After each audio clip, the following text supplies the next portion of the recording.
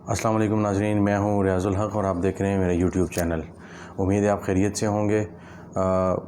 जब से हुकूमत आई है तो माशी अदम इस्तेहकाम बहुत ज़्यादा हो गया है और महंगाई और दूसरे मामलात, बिजली के बिल और दूसरी चीज़ों ने इतना ज़्यादा परेशान कर दिया है कि अब अच्छे भले जो मुतवस्सित तबके के लोग थे, अब वो भी बाकायदा तौर पे, अब जिसे मिडिल क्लास कहा जाता है, वो बाकायदा तौर पे परेशान होना शुरू हो गए हैं। उसकी वजह ये है कि जो काम पहले अगर 10,000 रुपये में होता था वो 18-19,000 रुपये में हो रहा है, और इसी तरह बिल किसी का अगर 8 से 10,000 आता था तो वह 17-18,000 तक पहुँच चुका है। और इसी तरह खाने पीने के ख़र्चे भी डबल हो चुके हैं और ये महंगाई अभी आगे और भी आनी है। लेकिन आज मैं आज आपको कुछ एक्सक्लूसिव तफ़सीलात बताऊँगा IMF की डील के हवाले से, जो उन्होंने मज़ीद डिमांड्स कुछ मांगी हैं, और कुछ नैब के क़वानीन में तरामीम कुछ मांगी है उन्होंने। वो क्या तरामीम है उसकी एक्सक्लूसिव डिटेल्स मैं आपसे थोड़ी सी शेयर करूँगा। और उसके बाद लेकिन सबसे पहले मैं आज आपको डॉन की ये आपको लीड स्टोरी ये शेयर कर दूँ कि पाकिस्तान से IMF ने कहा है कि अब डू मोर। ये आपको याद होगा, ये वो मुतालबा है कि जो अमेरिका हमसे करता था, और तो आज हेडलाइन में हमने देखा कि IMF के हवाले से जो एक प्रोग्राम है IMF के साथ जो बातचीत चल रही है इस हुकूमत की, तकरीबन को $1.5 अरब के लिए जो मौशी इस्तेहकाम के लिए जो पैसे हमने तलब किए हैं IMF से, इंटरनेशनल मॉनिटरिंग फ़ंड से, उन्होंने एक नए मुतालबात की जो है शर्त रख दी है। और उसमें कई ऐसे मुतालबात हैं जो हुकूमत ने बुनियादी तौर पे माने तो हैं, लेकिन उनकी मंजूरी अभी तक नहीं की, और उसकी मंजूरी काबीना से या ऐवान या पार्लियामेंट से अभी तक नहीं हुई। तो चूँकि हमारी क्रेडिबिलिटी का क्राइसिस इस वक्त बहुत ज़्यादा शदीद है, और हमें बहुत ज़्यादा मसला है इस बात का कि आया हम जो कह रहे हैं वो कर भी रहे हैं कि नहीं कर रहे। और ये हमने FATF में हमने बहुत ज़्यादा एक अरसे तक अपने गलत बयानी की। हमने इसके अलावा बहुत सी चीज़ों में हमने गलत बयानी की, और अब IMF को भी ज़ाहिर इस बात का पता है, क्योंकि IMF के पीछे हमें पता है कि अब अमेरिका इस चीज़ों को कंट्रोल करता है। तो IMF ने अब जो नई शराइत लगाई हैं उसमें उन्होंने ये कहा है कि अब बाकायदा तौर पे काबीना से मंजूरी ली जाए कि पेट्रोल की कीमत, पेट्रोल की जो लेवी या जो टैक्स लगेगा वो 10 रुपये होगा, और जो PDL है वो 10 रुपये होगा, और 5 रुपये जो है वो लेवी होगा। तो तकरीबन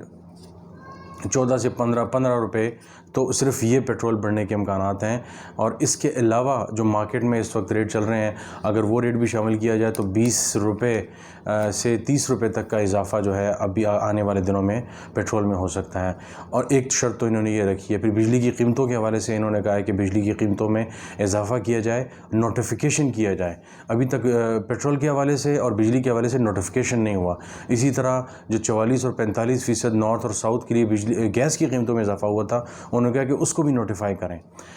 तो अब इससे अंदाज़ा लगाएं कि इससे पहले इतनी ज़्यादा हमारी नाक से लकीरें नहीं निकलवाई जाती थी, लेकिन अब बाकायदा तौर पे निकलवाई जा रही हैं। और इसकी एक वजह ये भी है कि 7वीं और 8वीं जो एक रिव्यू होता था, उन दोनों को इन्होंने क्लब कर दिया है। और फाइनेंस मिनिस्ट्री के हुकाम का कहना है कि हमने तो रिक्वेस्ट एक ही की थी, शुरू में कुछ बात हुई थी उसके बाद, लेकिन अब उन्होंने चूँकि क्लब कर दी है, तो अब अगर हमें $1.5 अरब लेने हैं तो वो उसके लिए हमें ये सारी शराइत उनकी माननी होंगी। और वो डॉलर कब आने हैं? वो इस महीने के जो आने वाला महीना है जुलाई के आखिर में, और या अगस्त के शुरू में हमें मिलने के उसके इम्कानात हैं। तो तकरीबन 1 महीना और भी सब्र और शुक्र के साथ गुजारना होगा। गो के डॉलर कुछ नीचे आना शुरू हो गया और 205-6 तक आना शुरू हो गया है। ओपन मार्केट में 7-8 तक चल रहा है। तो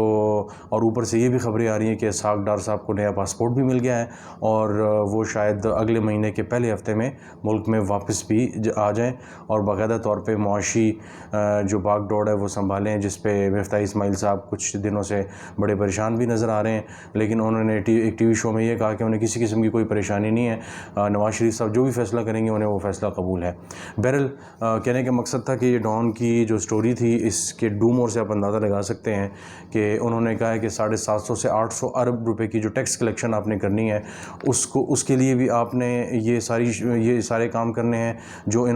मैंने जिनका जिक्र मैंने किया। और उन्होंने इन इन शराइत के साथ साथ जो सबसे अहम जो एक्सक्लूसिव ख़बर भी है, जिसकी कुछ हिंट्स मैं आपको आज आपको दूंगा, और रात टेलीविज़न के अपने जो डॉन टीवी का शो है उसमें भी हम तफसील से इसका जिक्र करेंगे। लेकिन आज मैं आपको थोड़े से हिंट कर दूं कि इन्होंने नैब के लॉज़ के हवाले से कहा है कि उनको रिव्यू किया जाए और कुछ कंसर्न्स का इजहार किया है, क्योंकि जो नैब की जो तरामीम अब तक आई हैं तो उसमें कुछ जिसको इमरान खान NRO 2 कहते हैं, लेकिन मैं आपको बता दूं कि मेरे पास एक डॉक्यूमेंट मौजूद है जिसको आज तकरीबन इस वक्त मंजूरी दे दी गई है उसकी, जो काबीना की कमेटी बराए कानून साजी होती है उससे, और उसके मुताबिक अब 50 करोड़ से ज़ायद के जो केसेस हैं उसको सिर्फ नैब देखेगी, उससे नीचे को नैब नहीं देखेगी। और इसके अलावा बड़े होशरुबा उसमें जो है, और उसमें इम्कानात हैं कि जरदारी साहब, एहसन इकबाल साहब, खाकान अब्बासी साहब और बहुत से ऐसे लोग जो बड़े बड़े लोग थे जिनके नौकर चाकर 1-1 लाख 6-6 लाख रुपए बाहर भिजवाने में मुलविस पाए गए थे, उनके अकाउंट में आते रहते थे, उन लोगों को भी जो है वो दे दिया गया कि उन्होंने कहा है कि 10 लाख रुपए तक अगर उनके अकाउंट में है तो उनके ख़िलाफ़ एक्शन लिया जा सकता है। और इसके अलावा ऐसी होशरुबा डिटेल्स हैं जो मैं आपसे कल शेयर करूंगा, और आज ज़ाहिर है वो प्रोग्राम में शेयर करनी है, लेकिन सिर्फ आपके ये 2-3 आपको हिंट दिए हैं कि आप इससे अंदाज़ा लगा सकते हैं कि जो नैब का जो असल कानून आ रहा है और जो अमेंडमेंट आ रही है वो कितनी ज़्यादा ख़तरनाक है। और अगर ये इमरान खान साहब तक पहुँच गया तो मेरा ख्याल है कि इमरान खान साहब कहेंगे कि ये डॉक्यूमेंट जो पहले थमाया गया था वो तो कुछ भी नहीं था, असल डॉक्यूमेंट तो ये है जिसमें कुल्ली तौर पे क्लीन चिट दे दी गई है और नैब के पर क्या सब कुछ काट दिया गया है, और वो न चलने के काबिल है, न सिर्फ वो सांस लेने के काबिल है, बतौर एक बिल्डिंग एक स्ट्रक्चर तो वो खड़ा होगा, लेकिन नैब किसी तौर पे पाकिस्तान की करप्शन में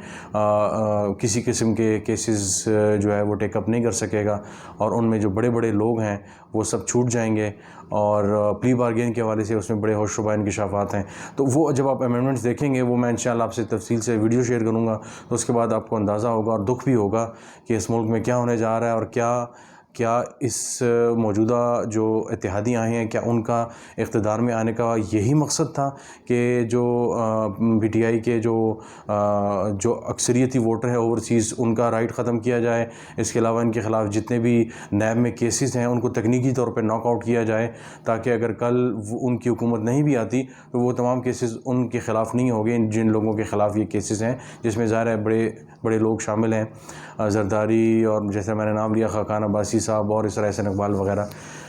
तो ये वो सारी तफसील है जिसका भी हमें मज़ीद इंतज़ार करना होगा। तो आज तक के लिए इतना ही, इंशाल्लाह आपसे दोबारा मिलेंगे कल। बहुत शुक्रिया।